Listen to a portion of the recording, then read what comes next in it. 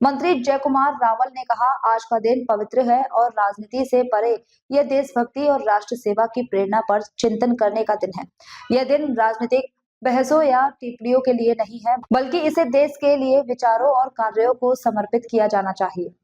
आज अत्यंत पवित्र दिवस आहे आणि राजकारणाच्या पलीकडे देशभक्तीचं गाणं, देशभक्तीची प्रेरणा आमच्या सगळ्यांच्या हृदयामध्ये। त्यामुळे आज टीका टिप्पणीचा दिवस नाही।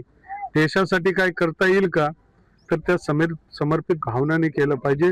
365 दिवसापैकी 300 दिवस राजकारण करू, 65 दिवस तरी देशभक्तीसाठी सगळेच म्हणून एक विचाराने राजकारणाच्या पलीकडे जाऊन काम करू, असं माझं विनंती आहे।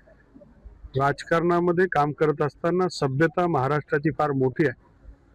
महाराष्ट्र गीत आपण ऐकलंय की दिल्लीच्या तख्तचं राखण्याचं काम सुद्धा महाराष्ट्र करत असतो।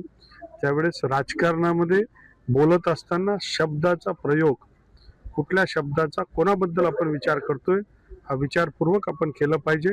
आपली संस्कृती वेगळी आहे आणि मग खालच्या स्तरावर राजकारणासाठी जाता कामा नये।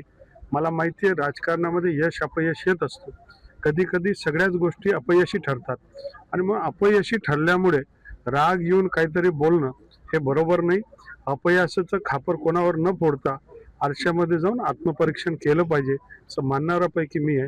राजकारणामध्ये अपयश आलं म्हणून कोणाला शिव्या करणं हे चुकीचं आहे, महाराष्ट्राच्या संस्कृतीला अनुसरून नाहीये आणि म्हणून आजचा दिवस हा देशभक्तीचा दिवस आहे।